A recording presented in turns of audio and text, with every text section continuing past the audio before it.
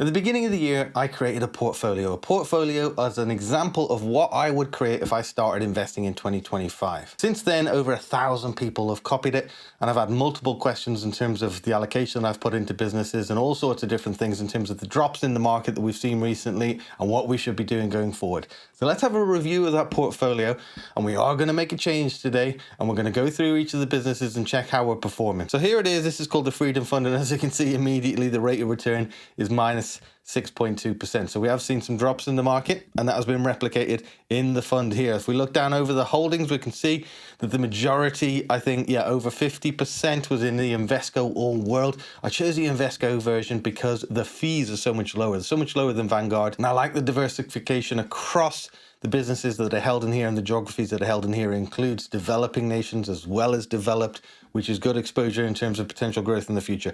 We've got 35% into the Invesco S&P 500. Again, I'm holding the Invesco version because the fees are so low. So both of those are down. The All World is down 3%. The S&P 500 is down 6% as of today. We've also got the iShares Physical Gold. Now that's done really well. So we've got a 5% allocation into here, which I'm comfortable with. So gold is a hedge against inflation, typically. And there's a lot of argument around the value of investing into gold. Some people compare it to Bitcoin in terms of its intrinsic value, etc. I like it. It's done well. It's done over 8% for about 20 years now in terms of the market. So I'm really happy with it. So that comes to 85% of the allocation that we've got in to this portfolio. Now, then what I wanted to do, is it 85%? No, 90%. Then what I wanted to do, that sounds about right. That's why I was questioning myself. Then I wanted to do was a 10% allocation into individual businesses. Now, again, if investing into businesses feels too high risk, then absolutely don't invest into individual businesses. Keeping it as simple as possible has been proven for decades to be the best approach for the very vast majority of people. If you were to just pick an All World and invest into that every month, and do it through ups and downs and lefts and rights, do it for decades, you're probably going to end up okay. An All World fund typically over the last 30, 40, 50 years has averaged between 8 and 10% per year. So that's 6 to 8% inflation adjusted. And over a long time, you will make a lot of money doing just that, keeping it as simple as that. But if you're a finance geek like me and you like to have a play around as well, I try to keep the allocation to 10% and then into individual businesses. The first one is Lloyds Bank, and we've only got 2% allocation into this. It has increased significantly. We're up 25% in Lloyds Bank. That's had real growth in it. It is a dividend-paying business. It pays twice a year. So if you started, when I started on this, the dividend is coming up soon, I think. I think it's coming up in the next month or so. Don't quote me on that. I will double check.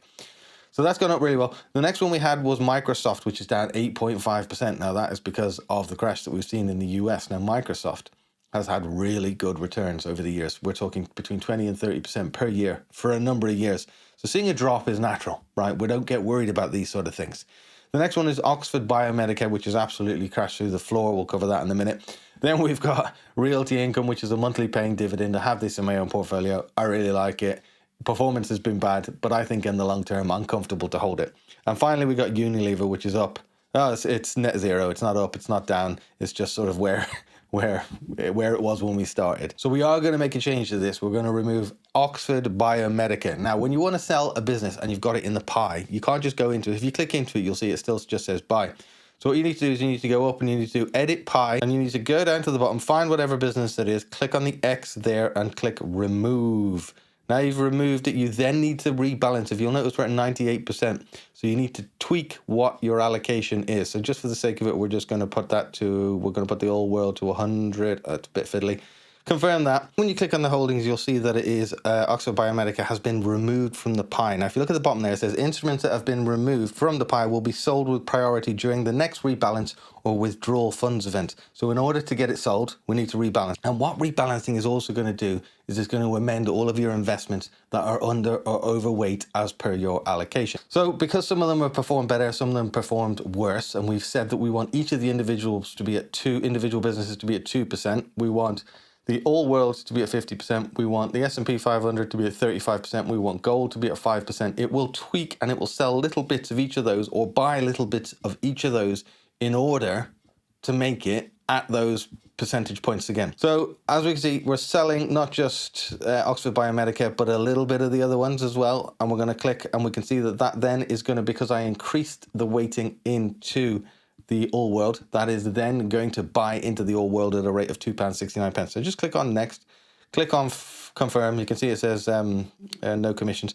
It will be processed when the market's open. So they're not open. The US markets aren't open at the moment. We just click on OK, and then we're done. So we can see at the top there, rebalancing. The UK ones that are open at the moment will continue to happen, and the ones that aren't open at the moment will happen when the US market opens. So that will then readjust your allocation into these businesses, right? And it will change the percentages that you have into it. Now you can do, the thing with rebalancing is it makes it straightforward to keep to the percentage allocations that you want. But if you don't want to do that, you can select not to rebalance. You can take them out of a pie, you can tweak it, you can do it however you want to do it. But this is just a clean way of doing it. And I wanted to get rid of Oxford Biomedica. It's 20% down. Something called catching a falling knife. Now, you might be tempted to think, well, we'll continue to reinvest into it and we will continue to pick it up when it's on the decline, which is a sensible thing to do when we're talking about funds, when we're talking about all world funds. When they're on the decline, it's sensible to buy more. But with individual businesses, unless you know a real granular level of detail of exactly why the business has gone down, and I'll be honest, I haven't researched this business well enough, I'm taking it out.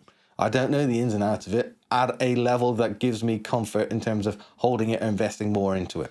And that's the thing with individual businesses. You need to be completely honest with yourself. Research is required, and the definition of research changes from person to person, and it changes on your risk tolerance and your appetites. So again, if you aren't comfortable with individual businesses, avoid this completely. Keep it in an all world or an S&P 500, something similar to that, and you'll probably do okay. So that is removing the pie, and it has now been sold. Rebalancing is at 50% now, as we can see. Now, as I mentioned before, we've seen a decline in the market over the last few weeks. This is due to a number of different reasons, from tariffs, US uncertainty, continued threat of war, continued threat of recessions, and the markets just don't like instability. So when we have times of instability, we see markets struggling, declining. What they like is stability, consistency, knowing what's going to happen. So naturally, it just stands to reason that we've seen declines, and it doesn't worry me in the slightest. What we are going to do is we're going to continue. If you're on this pie, what I have set up is an auto deposit on the 28th of every month. So today is 26th,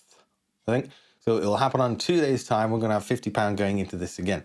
So that then means we're going to be picking all of these ones up that are in the red, especially the all world, especially the S&P 500, we're going to be picking them up a little bit cheaper. Now, the key thing with this is not to necessarily panic when we see these declines in the market. I know it's scary, especially if you're a new investor. And if you have just started in the last few months and you have seen declines, there could be a temptation to sell out and think, well, this is not the right time for me to be investing. It's obviously a scam. This isn't, I don't know how anyone makes any money. When in reality, the way that people make money is by just staying the course. It's human nature to question why things are going wrong. And the thing is, with investing, the more hands-off you are, the more you just leave it, the more you set up order deposits and just allow it to happen, the better you're going to do. Think of it this way. Have a think about your private pension or your SIP. How often do you check that? And how many times have you gone into it and made changes as a result of what's going on in the market? I guarantee 99.99% of people watching this have never done it once. What that is invested into as well is the market. So your pension is invested into the market and you do nothing about it. And typically that means that by the time you come to retire, you're gonna have a fair few quid to play around with. And I'm really pleased that we have seen a bit of a correction in the market since we started this. This was never gonna be a straight line upwards, right? And we need to appreciate that. There's always gonna be volatility. And the fact of the matter is, if you started with a similar pie to this and you started at the time I created this at the beginning of the year, you've got your first experience of a decline in the market. It's going to grow your resilience, your tolerance to this sort of stuff. It's going to enable you to realize that does happen. And if you stay the course and go through it, you're going to do okay. Now, some people will have already sold out of this and they will have got absolutely spooked by it, and they'll have probably moved their money into a high interest cash ISA or a high interest savings account. Now, that typically is going to pay 3-4%. But it's guaranteed. You have to have the appetite, you have to have the resilience, you have to be able to understand that this is the way it works, this is what happens, and if you can stay consistent, you'll do okay. Now, an important thing to mention with this pie is I've created it as an indication of what a portfolio could look like if I was starting this year. I am not advocating for absolutely copying this blindly. I'm going to use it as an example over the course of the year. We're going to check in ever so often. Make sure you're following along so you get updates. But it is an example of what a portfolio could look like. It is relatively risky, right? Because I don't have any bonds in here and there is an allocation into individual businesses. So if you don't have the tolerance for that, you might need to consider that as well. If you want access to this pie, there is a link in the description below. And if you've never even opened an account with Trading 2 and 2, there's a link for that as well. Or you can use promo code Neil and you're going to get a free fractional share as a result of doing so. If you've got any questions, I'm going to be much more active on YouTube going forward. Please let me know in the comments and I'll come back to as many of them as I possibly can. Take care.